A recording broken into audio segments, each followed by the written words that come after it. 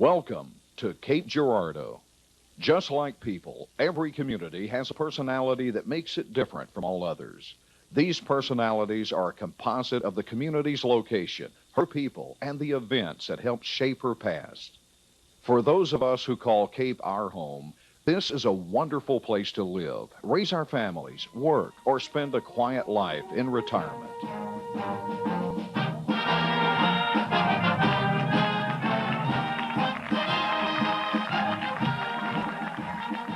We are a small Midwestern city with the flavor and warmth of a small town, yet we enjoy many of the opportunities available in larger metropolitan areas without the fast-paced typical of big city life. Within minutes of downtown, you can be driving through the quiet countryside or exploring one of the many small towns and farming communities nearby. Cape Girardeau is also an enterprising community, encouraging and promoting growth in the business sector. In turn, the business community is attentive to the cultural and social needs of the area. This environment encourages investments and the introduction of new business, which in turn provides jobs and helps establish a solid economic base for growth. Cape also serves as a regional center for all of Southeast Missouri, Southern Illinois, and Western Kentucky. Our friends and neighbors come from all over to shop, seek medical attention, attend school, and to work. As a state, Missouri ranks high in the production of beef, milk, vegetables, cotton, and grain crops. As a regional market center, many of these products are moved through the area as they find their way to national markets. Cape is recognized as having one of the best educational systems in the country. The desire to give our children a good education has always been a driving concern in our community. Enthusiastic support and high standards for administrators and teachers have made this possible. Tantalizing lakes, beautiful parks, and game reserves enrich our lives and deepen our appreciation for natural beauty, which has encouraged us to preserve the best to be enjoyed in our leisure time. If you personally prefer to be more active or just enjoy watching a ball game, the choice is yours. Healthcare is always a major concern in any community. We are fortunate to have two excellent hospitals that serve our area. Both have grown and expanded over the years, adding new services and facilities as the need became apparent. A number of other regional healthcare facilities and services also make their home here. Cape Girardeans take their belief in God, country, and family seriously. Religion has played a major role in the life of this community since its beginning. Many of our pioneer families came here from other lands for the freedom to worship as their conscience dictated. A number of the first churches built west of the Mississippi are to be found in this area, some with still active congregations. Many families trace their ancestry back to the early years when this area was still a wilderness. Cape Girardeau is also the home of Southeast Missouri State University. As a multi-purpose regional institution of higher education, it serves the nation, the state of Missouri, and Southeast Missouri. While the city serves the university with social, economic, and health services, we in turn benefit from the scholarly environment, creativity, and sporting events available through the university. If you come to Cape Girardeau looking for historic old buildings, landmarks, or photographic opportunities, those who take the time to explore never go away disappointed. Like the pages of an exciting and riveting book, each turn offers new opportunities.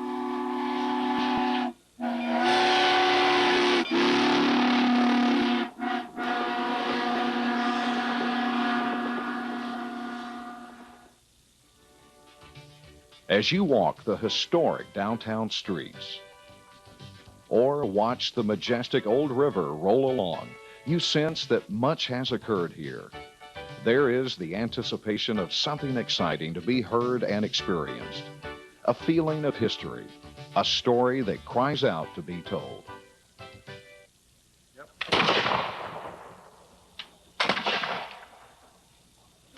Cape Girardeau is over 200 years old.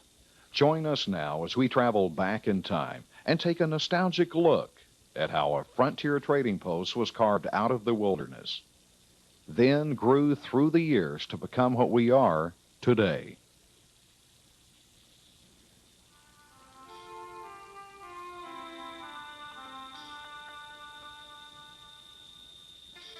The earliest Native Americans to inhabit this area were called the mound builders. These people built large earthen mounds for fortifications, altars, burial places, and for foundations of buildings. Artifacts found in and around these mounds tell us a lot about these people. They used sharp flint axes to chop down trees. Arrowheads, hunting knives, and bone needles show they hunted animals for food and used their skins for clothing. Hoes and spades tell us they also farmed. Ornaments of copper and shell, decorated with carvings and drawings, reveal they had an appreciation for beautiful things. What happened to the mound builders and how long they roamed this area remain a mystery. The first tribe of American Indians known to inhabit the bluffs of Cape Girardeau were the peace-loving Capahas. The name Capaha means downstream. They were eventually driven away by the warlike Osage Indians. In 1541, not quite 50 years after Columbus discovered America, the first known white man came to southeast Missouri. He was Fernando de Soto, the famous Spanish explorer. Sent by the Spanish government to be governor of Cuba and Florida, de Soto traveled west with 600 men in search of gold, discovering instead the Mississippi River. Some historians feel de Soto came to Cape Girardeau and camped at the foot of the Capaha Bluffs. Over the next century, a number of other explorers passed by the site of Cape Girardeau. Traveling with them were Jesuit priests who worked with and attempted to convert the Indians. In 1682, Robert de La Salle canoed past this area on his way to the mouth of the Mississippi. On April 8th, La Salle reached the Gulf of Mexico and claimed everything west of the Mississippi River for France, naming it Louisiana after the French king Louis XIV. From this time forward, Cape Girardeau became French territory. The first white man to take up residence here was a French trader named Jean Girardeau, after whom the city is named. In 1733, he established a trading post on a promontory which jutted from the west bank of the river. In time, the rock became known to travelers as Cape Girardeau. The location was excellent. The current of the river struck the base of the rock and made it easy for Indians to land their canoes. There also was an excellent view of the river, both north and south, making the trading post easily defendable if attacked by hostile Indians. The area where the trading post once stood is now Cape Rock Park. A bronze marker embedded in a large rock atop the bluff commemorates this historic spot. Jean Girardeau was a trader and not a settler. We don't know how long he remained here before moving on. In 1792, Cape Girardeau and the entire Louisiana Territory changed hands.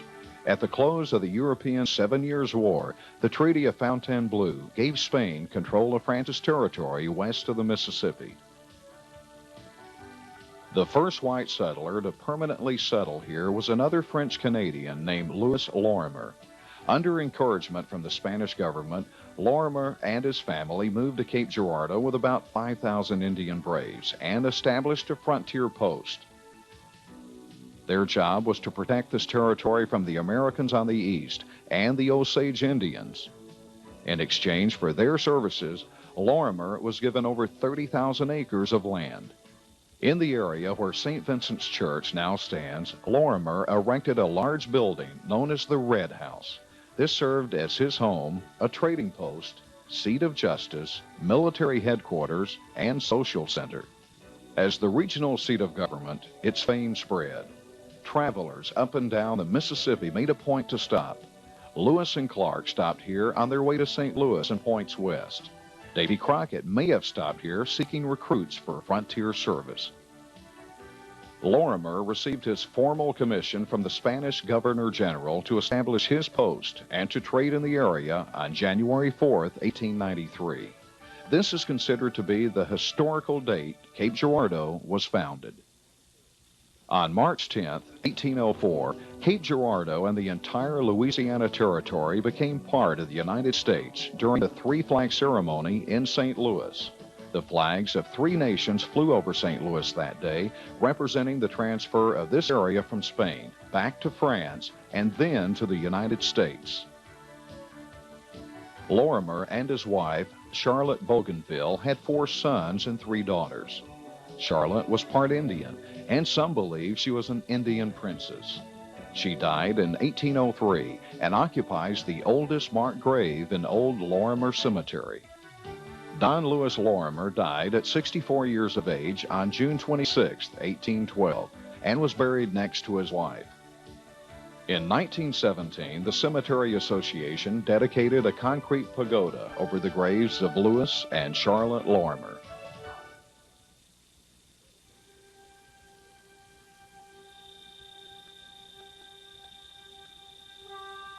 The mighty Mississippi, the father of waters, Old Man River. No matter what its romantic name, the Mississippi River was at one time the only interstate highway providing transportation in and out of the great American heartland. For centuries, canoes were the only practical vessels available to navigate the inland waterways.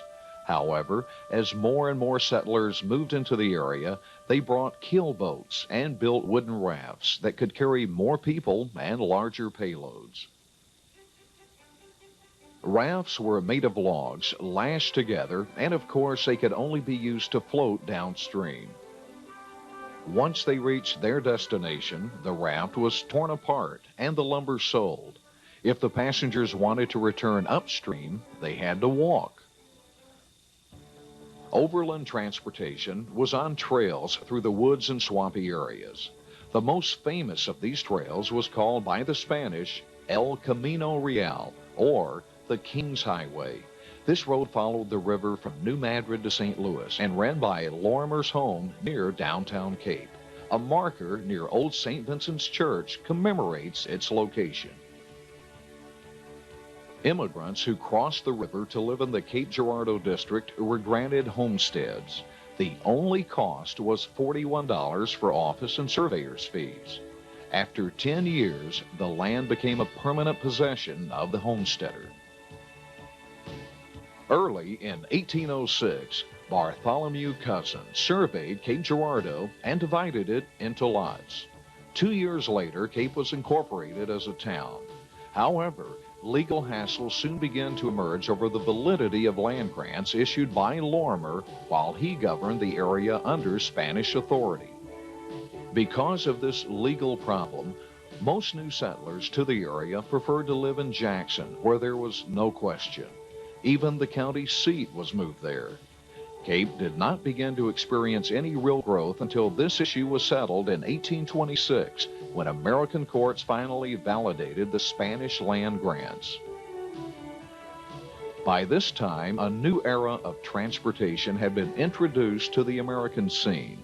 The steamboat had been invented, and they were beginning to make their influence felt on the inland river system.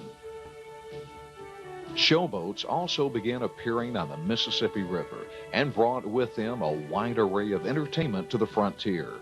These were truly an American institution that still stirs romantic feelings of excitement and adventure. Riverboats also meant economic growth. The movement of people, livestock, and material goods became faster and more common. Because of its strategic location on the river, Cape soon became an important distribution point for a great interior region, stretching 100 miles west into the Ozarks and south into the swamps. With this newfound importance also came the need for better roads. Private companies were authorized to build and maintain toll roads to facilitate this new movement of people and goods. For the most part, though, these new roads still followed the same routes as the old Indian trails.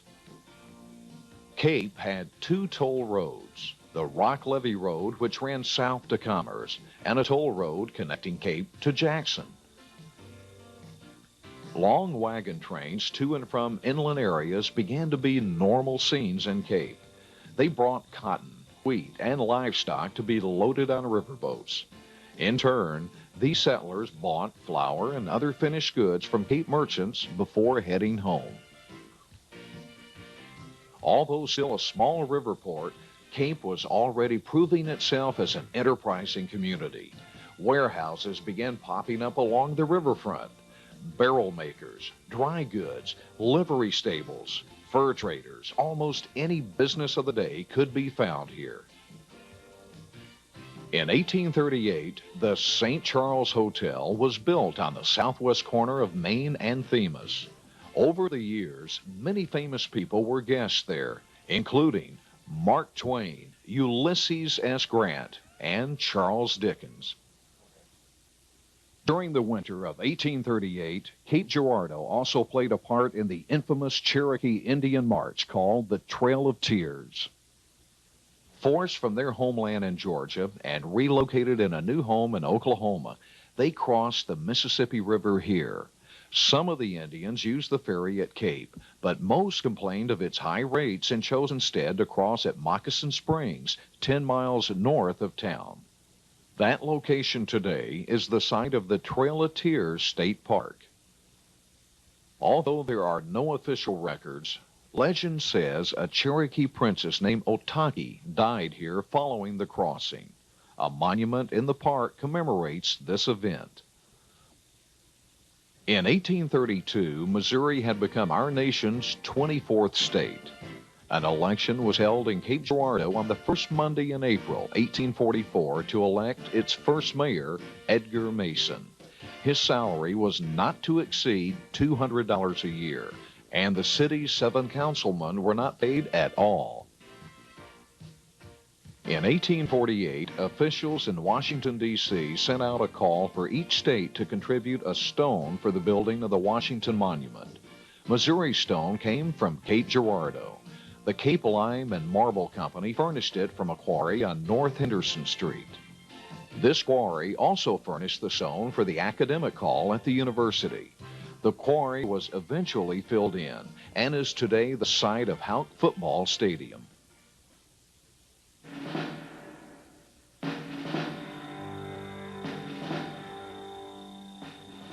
When the Civil War broke out, Cape Girardeau residents were torn between two loyalties. Many citizens had come here from southern states and were loyal to the Confederacy. Large numbers of Germans had also settled here, and they remained loyal to the Union. As a result, Cape supplied troops to both sides of the war. On July 10, 1861, the Union forces of the 20th Illinois entered Cape and occupied it. Headquarters for the garrison were set up in the Common Pleas Courthouse. Military law was imposed, and the movements of civilians carefully monitored by the soldiers.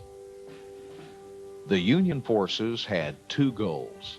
The first was to protect the river from attack by Confederate boats and land forces. The second was to establish a secure base of operations for Union forces to confront Confederates operating in this area.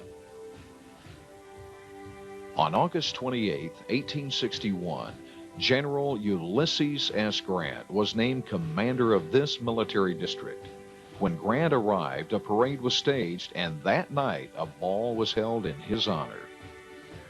Grant established his headquarters in a warehouse that is now the Port of Cape restaurant. He lived in the St. Charles Hotel a block away, but he was destined not to stay in Cape for long. After giving orders to fortify the city, he left for Cairo, Illinois on September 4th. Following Grant's orders, 4 forts were built. Fort A was built on a bluff at the end of Bellevue Street, overlooking the river. Fort B was located where Southeast Missouri State University now stands. Fort C occupied the site that was later to become St. Francis Hospital on Good Hope Street. Fort D was south of town at Giboney and Fort Streets. This fort still exists and has been restored.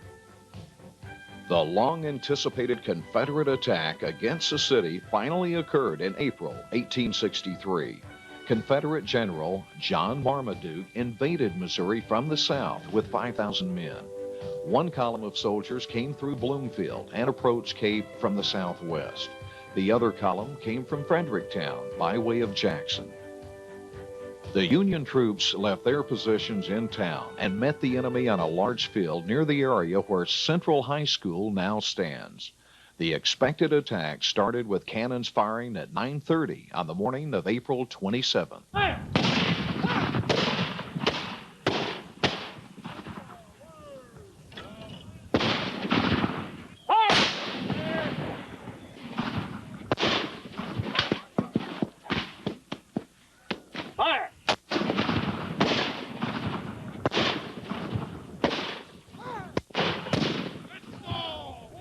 The Confederate troops attacked first.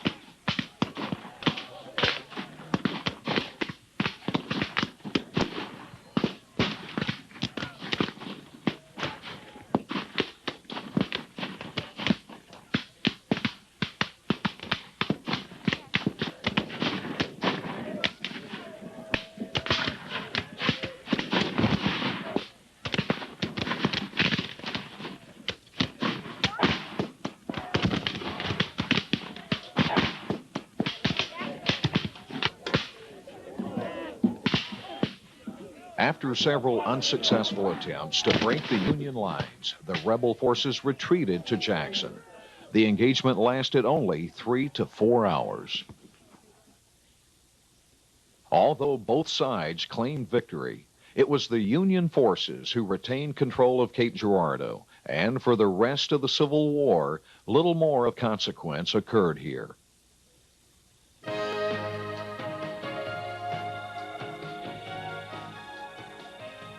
After the Civil War, traffic on the river began to increase again.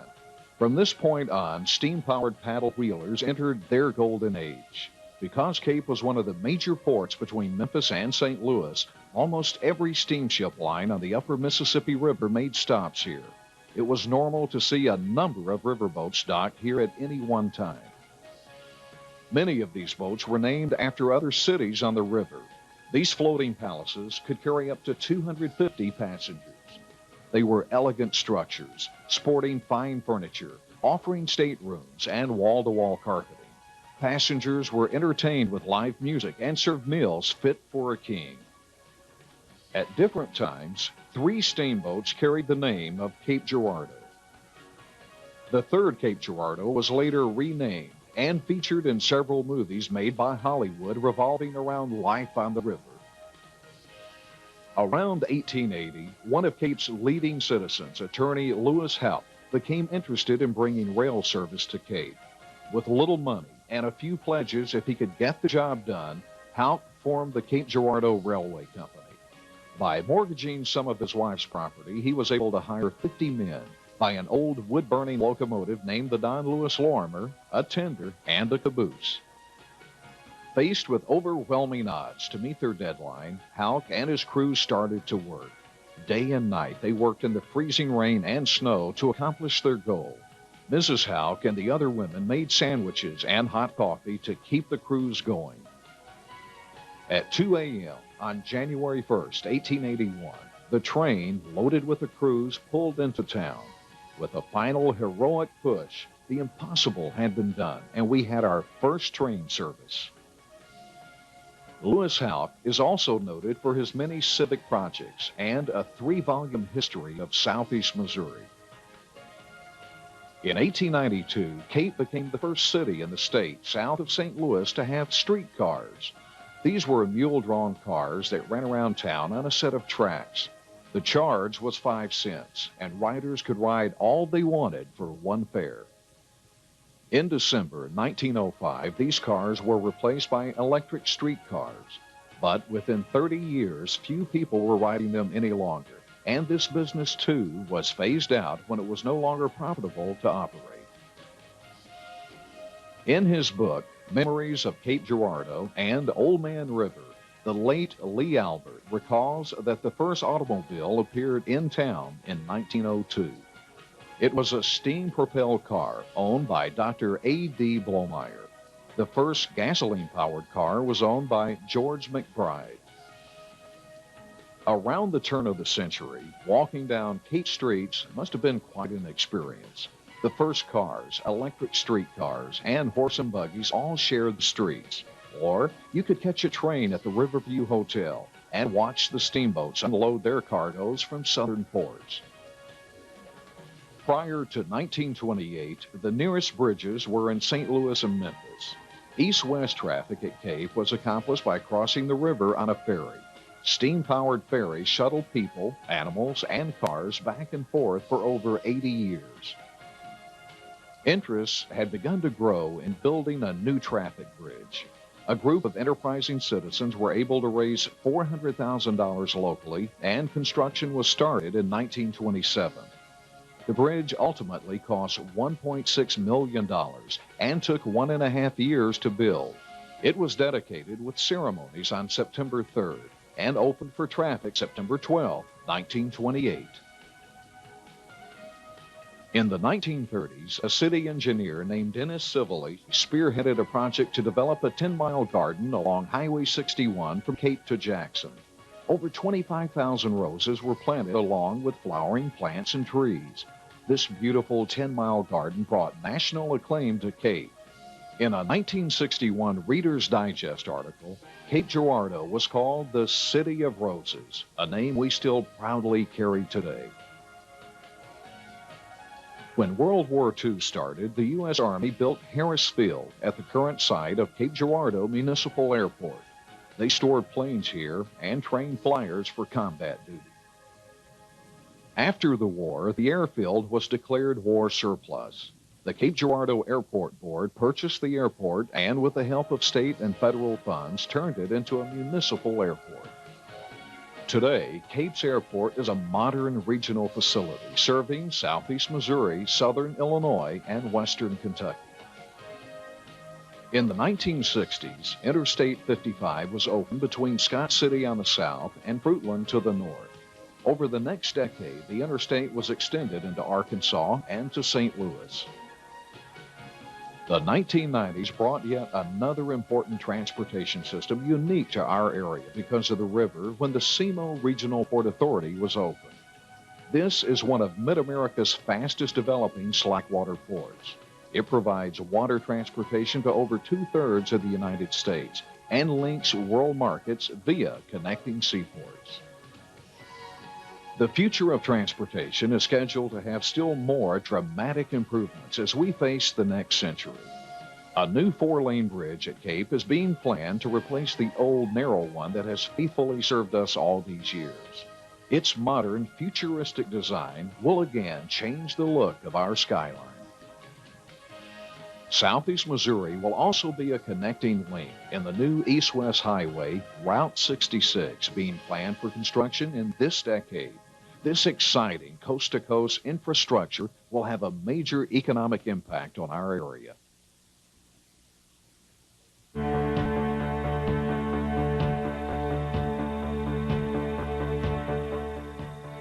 Religion has always been an important part of our community. Only a few of the early church buildings remain, though their congregations are still active. The old Hanover Lutheran Church building on Perryville Road dates from 1887. St. Vincent's Church, built in 1853, is on the National Directory of Historic Places. In the spring of 1843, the cornerstone of St. Vincent's Male Academy was laid. Later converted into a college, it remained open until the 1980s. St. James AME Church on North Street was built in 1875 and has been in continuous use. The Second Baptist Church on South Frederick Street was built in 1874 and is still active.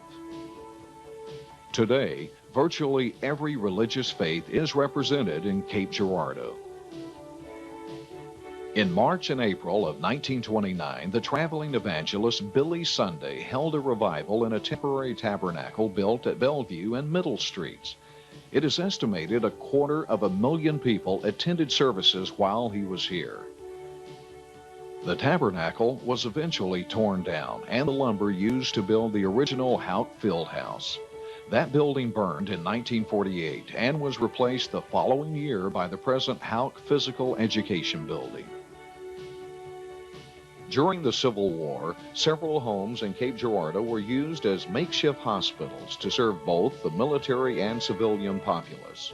Of these homes, only one still exists.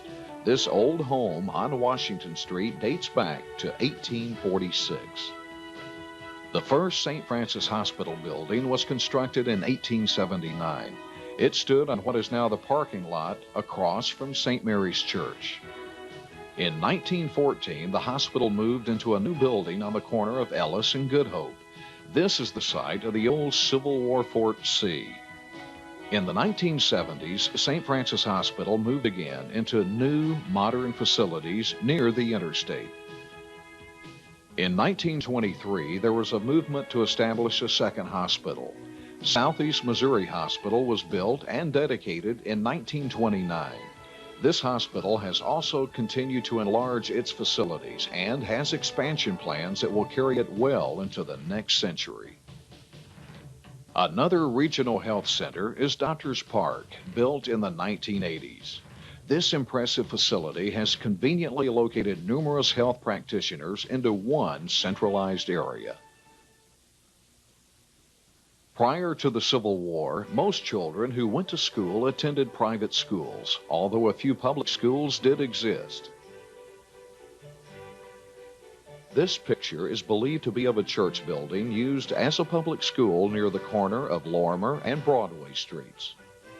Some of the other schools built before 1900 include the Broadway School, the John S. Cobb School,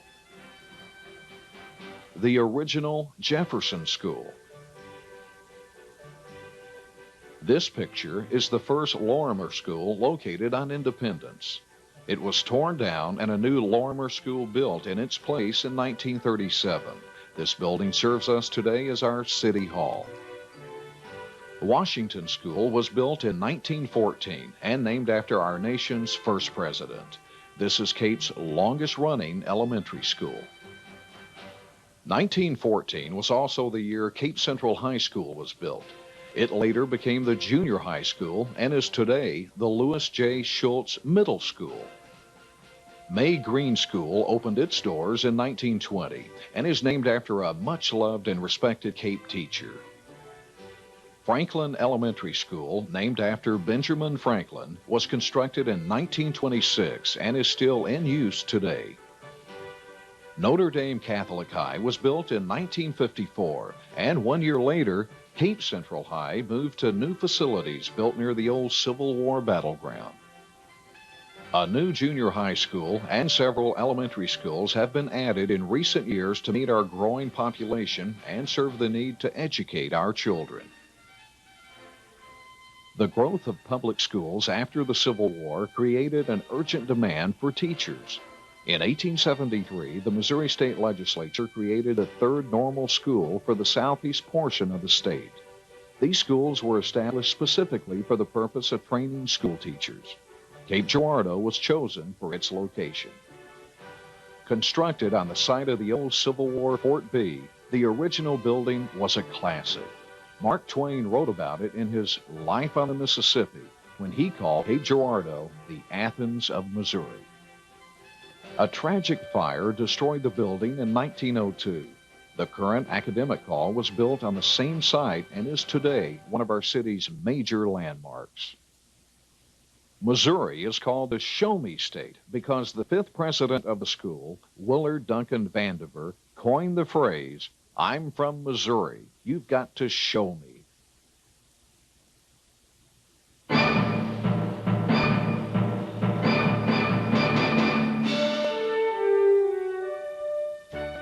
Cape's first fire department, called the Good Intent Fire Company, was organized in 1880 with an all-volunteer service.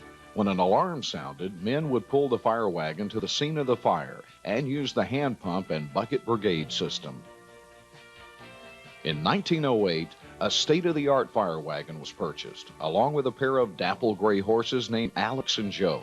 The first pumper truck and hook and ladder vehicles were purchased late in 1916. In 1909, the police department and the fire department shared a new building on the corner of Frederick and Independence. This building also served as the city jail. Today, both the police and the fire departments have modern facilities and equipment that enable them to continue providing outstanding service to the city.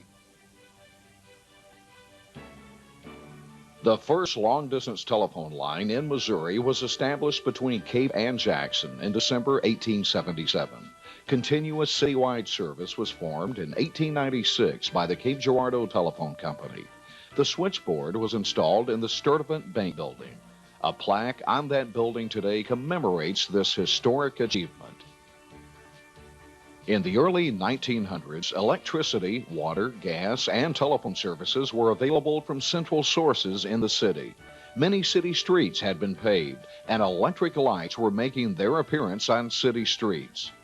Some citizens by this time were probably wondering if we hadn't gone about as far as we could go, because everything seemed up to date in Cape Girardeau. The Cape Girardeau Municipal Band had its origins in the spring of 1900, when Captain C.F. Schuchert started a cornet band to entertain the public and play at functions.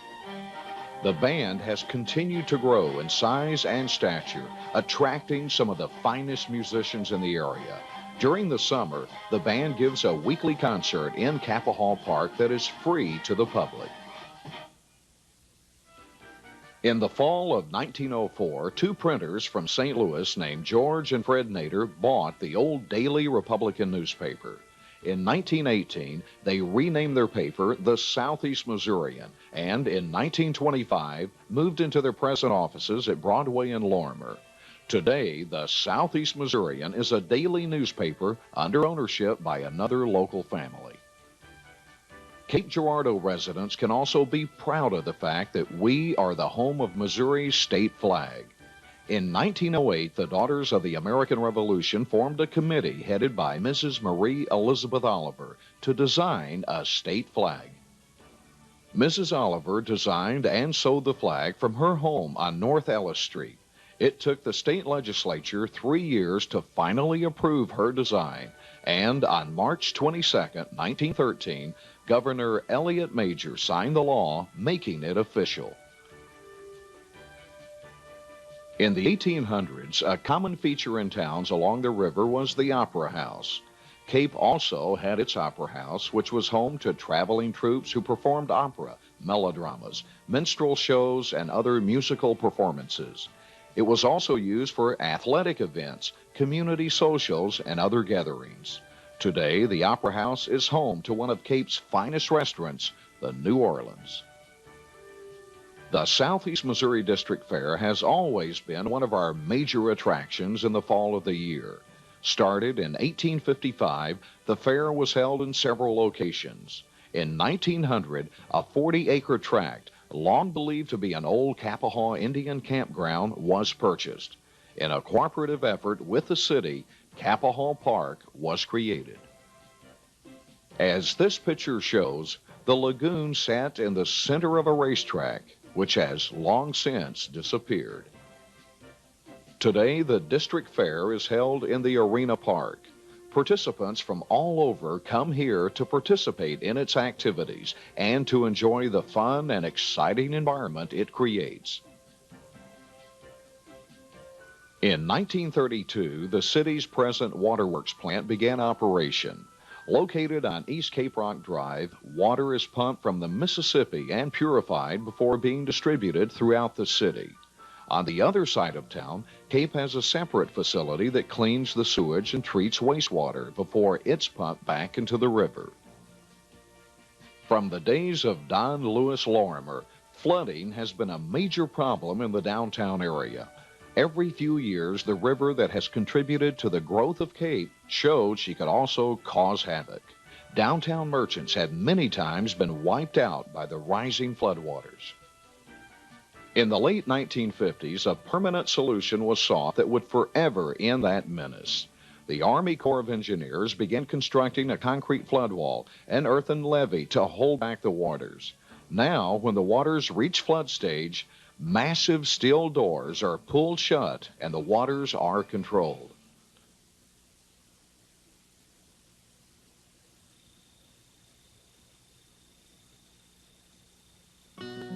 And now, you have seen and heard our story, the growth and development of our river city as it has been passed down to us in the pages of history and molded in the historic red bricks of our old buildings. It's a story that cries out to be preserved and shared with those who want to know more about our city. Cape Girardeau is an old town. We are also a modern city. In between, you will find an interesting mix of French, Spanish, German, and Southern homes, coexisting in a unique blend of modern and functional architectural styles. Because much of our early history has taken place near the river, a popular attraction is to take the historical walking tour of the downtown area. Maps are available that will help you locate the different sites of interest. One of the favorite spots on this tour is the Glen House on Spanish Street. Daily tours are given of this beautifully restored Victorian home built in the 1880s. Behind the Glen House is the Carriage House gift shop. Here, you can purchase local handcrafted items and other souvenirs of historic interest. Right in the heart of downtown is the Olive Branch Bed and Breakfast, a good place to stay as you take in the sights and sounds of the area. You will also notice a number of murals on the side of buildings. These murals reflect various parts of our city history. These are part of an ongoing citywide program designed to enhance our appreciation of the past and add beauty to the area. Gallery 100 is sponsored by the Southeast Missouri Council of the Arts. In addition to encouraging and promoting the arts, they exhibit talented regional artists and sponsor national art competitions. A visit to the River Heritage Museum is also a must.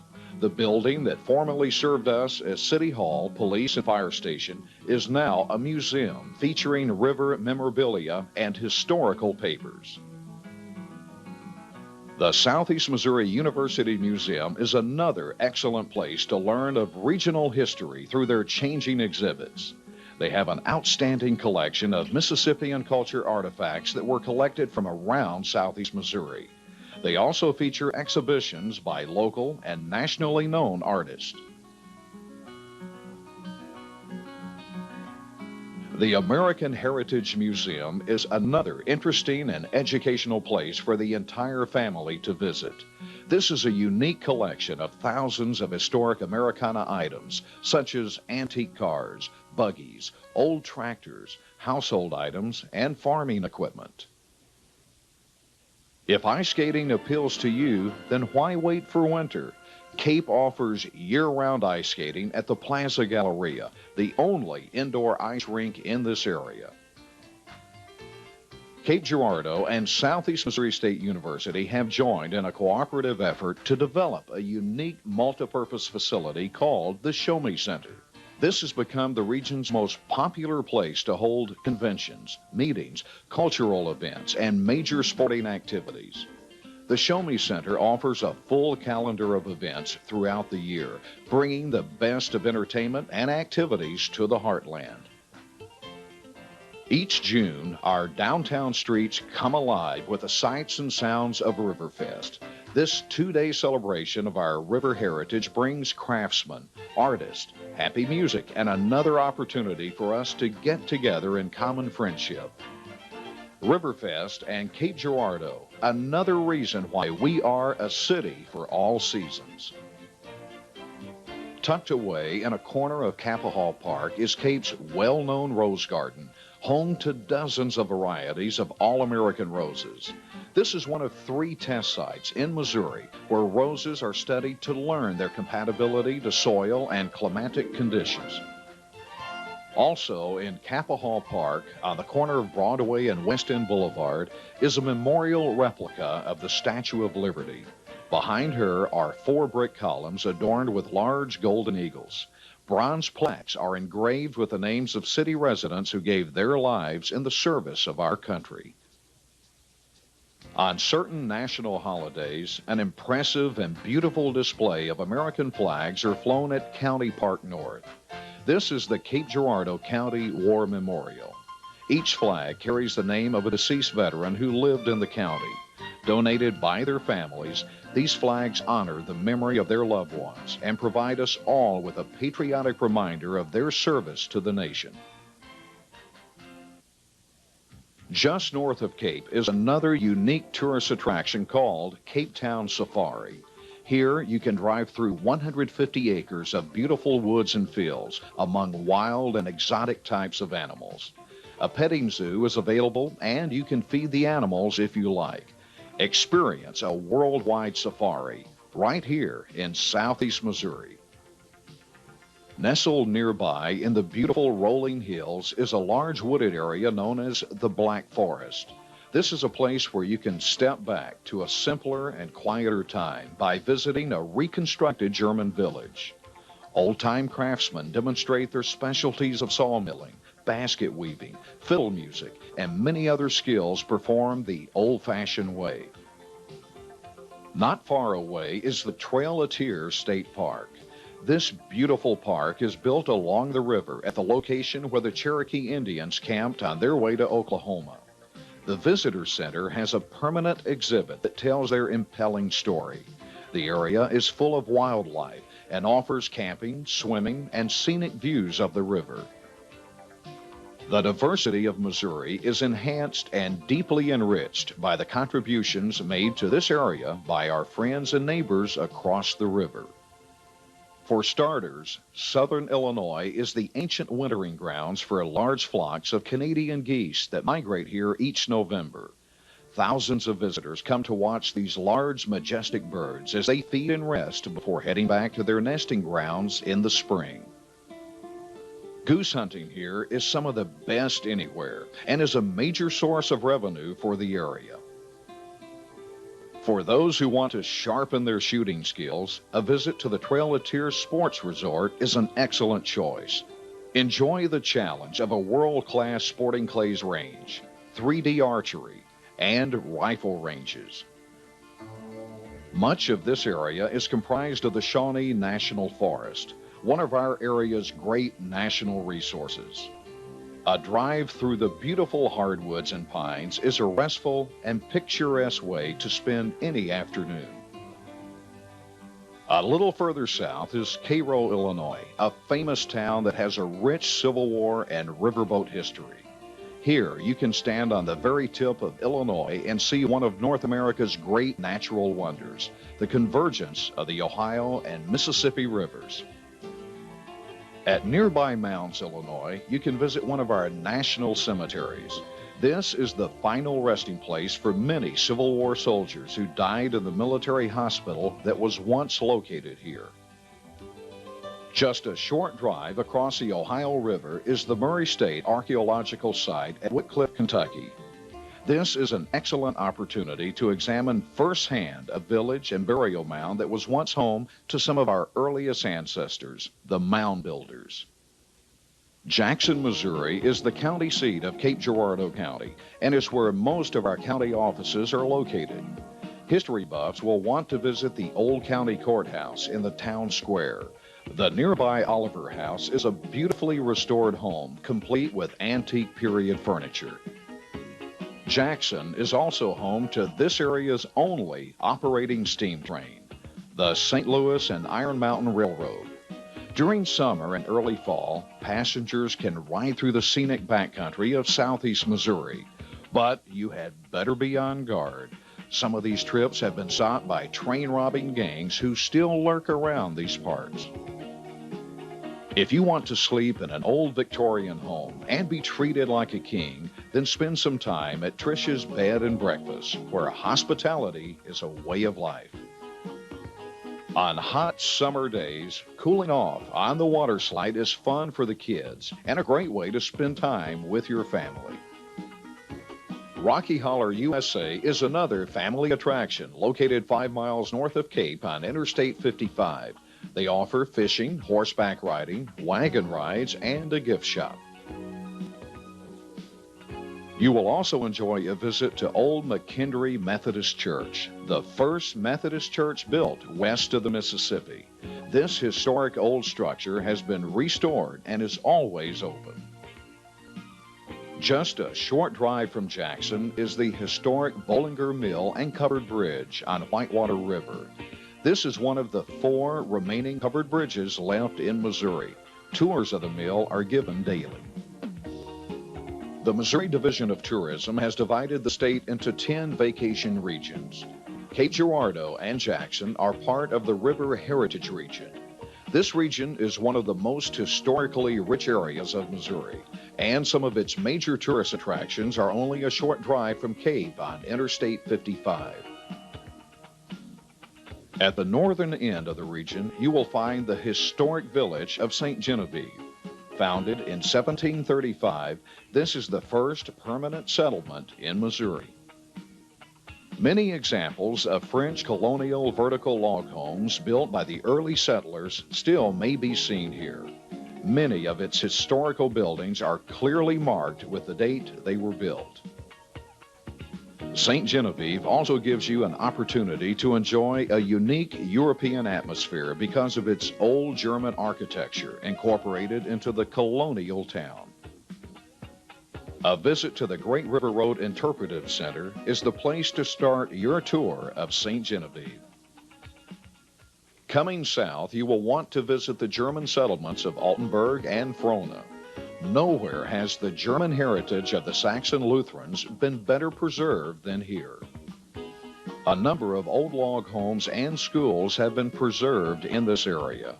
The Visitor Center contains valuable historic artifacts from those who settled here. Tower Rock, a famous landmark on the river, can be seen at nearby Wittenberg. Just south of Cape Girardeau in Benton, you will find the Missouri International Race Park. This exciting facility draws racing fans from all over the area. They feature an oval track and drag racing. In August of each year, Sikeston, Missouri is host to the Boot Hill Rodeo, the largest of its kind in Missouri. All the top cowboys and cowgirls come to this one to compete for money and top honors. Sikeston is also home to Lambert's Cafe, the home of Throwed Rolls. This is one of the most widely known restaurants in America. And finally, just about everyone has heard of the New Madrid Fault. This is the location where, in 1811, one of history's most violent earthquakes changed the course of the Mississippi River. Each year, thousands of people flock to New Madrid and visit their museum to see the exhibits that describe this historic event. While in New Madrid, visit the Hunter Dawson State Historic Site. This is an excellent example of an antebellum home. It has been restored and still contains the original furnishings. Because of Cape Girardeau's unique history, our role as a regional center, and the many points of interest to be found here throughout the year, we are truly a city for all seasons.